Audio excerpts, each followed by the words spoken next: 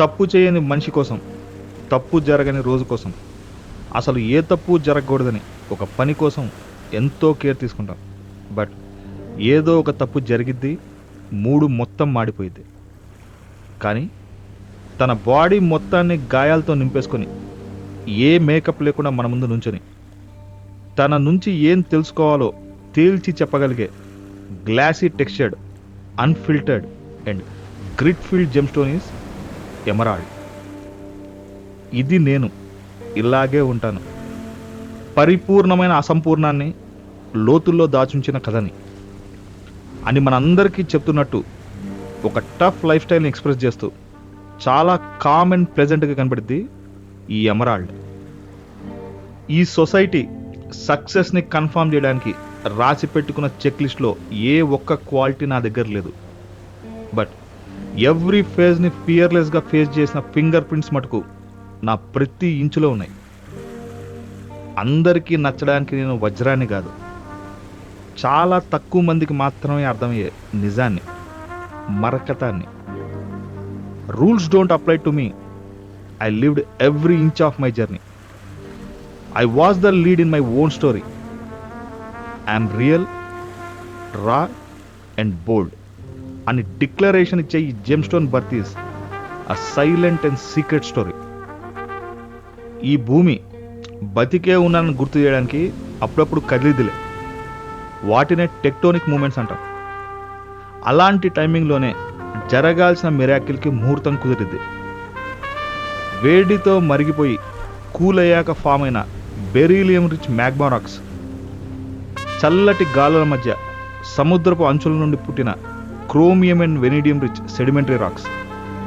ఈ two type of rocks earth crust deep లేయర్స్లో ఒక్కదానితో ఒకటి ఎన్కౌంటర్ అయిన టైంలో హై ప్రెజర్కి ఫ్రిక్షనల్ హీట్ తోడై కూల్ అవుతున్నప్పుడు ఆ మ్యాగ్మా రాక్స్ నుంచి వచ్చే హాట్ హైడ్రోథర్మల్ ఫ్లూయిడ్స్ ఆ సెడిమెంటరీ రాక్స్తో ఇంటరాక్ట్ అవడంతో జరిగే న్యాచురల్ ఆల్కెమీ, దాని తర్వాత కనపడే అరుదైన ఆవిష్కరణే ఈ ఎమరాల్డ్. సింపుల్గా వన్ లైనర్లో చెప్పాలంటే నిప్పుకి నీటికి పుట్టిన ముద్దు బిడ్డ ఈ ఎమరాల్డ్. అనుకోని పరిస్థితి, దానికి తోడు తీవ్రమైన ఒత్తిడి, దానితోనే ఈ జన్మం, దాని ఆనవాళ్లే గాయాలతో నింపేసుకున్న నా ఈ దేహం అని మనతో చెప్తున్నట్టు ఒక లుక్ ఇచ్చిద్ది. మరకతాన్ని దగ్గరికి తీసుకొని జూమ్ చేసి చూడగలిగితే ఇంటర్నల్గా ఎన్నో ఇన్క్లూజన్స్, వాటిని అంటారు జార్డిన్స్ అని. ఫ్రెంచ్ లాంగ్వేజ్లో జార్డిన్ అంటే గార్డెన్ అని. ఈ జెమ్స్టోన్ ఫార్మేషన్లో కొన్ని foreign particles, gases and fluids trap అయి ఉంటాయి. హై టెంపరేచర్ తర్వాత కూలింగ్ ఎఫెక్ట్ మొదలవడంతో ఇంటర్నల్ క్రాక్స్ కూడా పడతాయి. ఇలా అన్క్లియర్ ఇంటర్నల్ క్లైమేట్లో ఎన్నో వార్స్ని ఫేస్ చేసిన లాగ్ బుక్ మెయింటైన్ చేస్తున్నట్టు కనపడుతుంది. అలా నిప్పు లాంటి యుద్ధ ఆనవాళ్ళని తన లోపల ఒక పూల తోటలాగా అలంకరించుకొని బయటికి మటుకు చలనం లేని నీటి సరస్సు లాంటి నిశ్శబ్దాన్ని వినిపించింది. Emerald is an alpha stone. It decided and declared how to live. It is calm but very confident, made of mistakes but no regret. స్ట్రాంగే, స్టిల్ బ్రేక్ అయ్యిద్ది బట్ దాన్ని కూడా ఫేస్ చేసిద్ది. It's a symbol for resilience. Alpha mindset అంటే aggressiveness కాదు, clear understanding. Answer తెలియనోడే కంగారు పడతాడు, తెలిసినోడు క్లారిటీతో ఉంటాడు.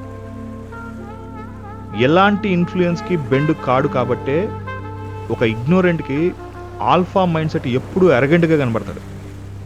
ఇక్కడ ఎవ్వడి సిలబస్ వాడిది. నీ క్వశ్చన్ పేపర్కి పక్కనుడు ఆన్సర్స్ కాపీ కొట్టి రాసి ఫెయిల్ అయినట్టు ఇలా చిరాగ్గా నుంచోద్దు. యుద్ధం జరగట్లేదని భ్రమలోనూ ఉండదు. You are born in your own and alone battlefield. ఇహ ఇది తప్పక తప్పించుకోలేక చేయాల్సిన యుద్ధం. పబ్లిక్ని ప్లీజ్ చేసే ప్రోగ్రాంలు పెట్టుకోకు. అవతలోడి అప్రూవల్ కోసం నీ లైఫ్ డెఫినిషన్ని డైల్యూట్ చేయకు అని పీక్ ఆఫ్ మార్షల్ ఆర్ట్స్ తెలిసిన పీస్ లవింగ్ మాంక్ లాగా నిన్ను ఎప్పుడూ అలర్ట్ చేసింది ఈ జెమ్స్టోన్. ఫెయిల్ అవుతున్నావంటే ప్రాసెస్ ఇంకా ఆగట్లేదని. బతికుంటేనే బాధలన్నీ. చచ్చిన శవానికి ఏ దురద ఉండదు. ఉన్న నవరత్నాలలో మోస్ట్ ఫాల్స్ ఉన్న gem stone is emerald. But still దాన్ని అప్పటి ఈజిప్టియన్ క్వీన్ క్లియోపాత్రా దగ్గర నుంచి ఇప్పటి కరెంట్ జనరేషన్ వరకు ఎందుకు వదలట్లేదంటే its beauty is not in shine but in its soul. తప్పులెన్నో జరిగిన తట్టుకొని తిరిగి లేచిన ప్రతి ఒక్కడు ఒక ఎమరాల్డే. And they all tell us a tale about perfect imperfection. అది